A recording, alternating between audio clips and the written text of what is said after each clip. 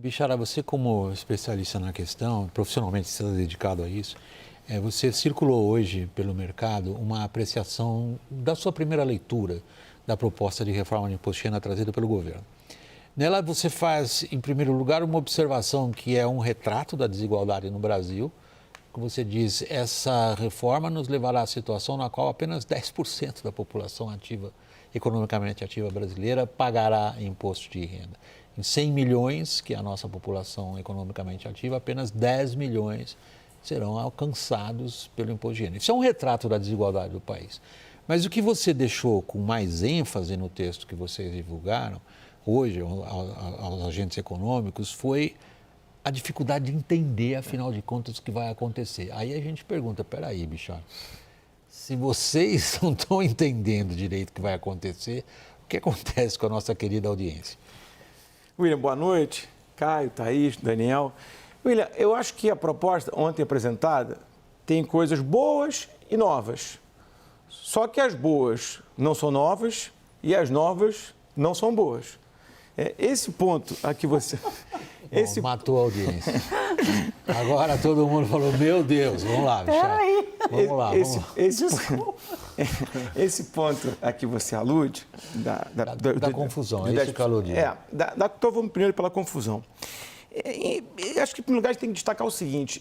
Lamentavelmente, mais uma vez, o governo federal perde a oportunidade de apresentar uma reforma estruturante de reforma do imposto de renda e opta por um puxadinho para aumentar a arrecadação e viabilizar a promessa de campanha do presidente, que é a isenção de quem ganha até R$5.000. E eu digo isso com muita tristeza, porque eu sempre achei que os verdadeiros gaps de tributação no Brasil estão em renda e não em consumo. Então, a reforma da renda devia ter vindo antes da do consumo, mas ela não veio nem antes nem depois. O que a gente tem agora é só esse puxadinho. E só para lembrar que na reforma da renda há uma cláusula expressa dizendo que o governo tem que apresentar em um ano o projeto de reforma tributária da renda. Isso, a reforma do consumo. A reforma do consumo, isso. Que até março de 24, o governo teria que apresentar a reforma da renda. E não apresentou nada, e também nada aconteceu.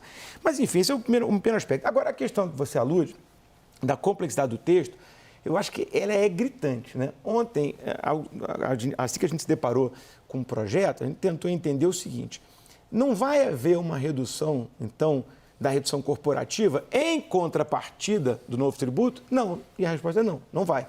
Nos projetos anteriores de tributação de dividendo, que tramitaram no Congresso, havia, então, a redução da tributação corporativa, mais ou menos de 34 para 27. O IRPJ. O IRPJ, com a criação correspondente de uma alíquota de pessoa física. Agora não.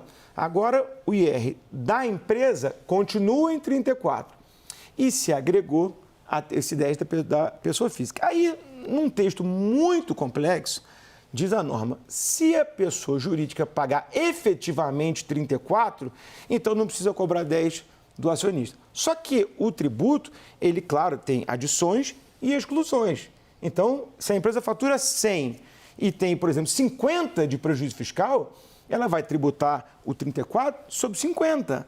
Essa é a sistemática do tributo. Mas esse tributo novo não. Ele incide sempre em 10% se 34 não for o recolhimento. Então, ele despreza a sistemática do próprio imposto de renda, quer dizer, ele desnatura completamente a sistemática do imposto de renda num cálculo muito complexo para garantir a arrecadação. Agora, para além da complexidade, eu acho que tem uma coisa que é muito importante de debater, você também aludiu na tua apreciação inicial, que é o seguinte: isso pode parecer um dado meio contraintuitivo, mas a pessoa que ganha R$5.000 no Brasil está no topo 10% da pirâmide. Segundo o PNAD do IBGE, né, o rendimento médio mensal domiciliar per capita que leva uma pessoa ao topo da pirâmide, aos 10% do topo da pirâmide de renda, é R$ 4.547 por mês. Então, o que quer dizer isso? Que nós vamos desonerar os 10% do topo da pirâmide. Mas vamos debater, ver a visão de mundo de cada um, para isso é adequado ou não. Agora, o que é muito impressionante é o seguinte: no ano passado, nós tivemos 42 milhões de declarantes. No projeto ontem apresentado, vem a informação que 65% desses ficarão isentos. Isso nos deixa com 15 milhões de declarantes em 200 milhões de brasileiros. Acho que é um debate que a gente tem que enfrentar. E só para concluir. E aí, na outra ponta, o problema da progressividade.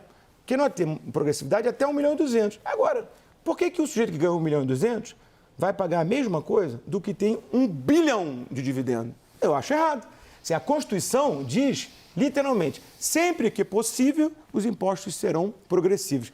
Evidentemente que aqui é possível. Mas por que não uma alíquota maior para quem tem dividendos milionários ou bilionários? Me parece incompreensível.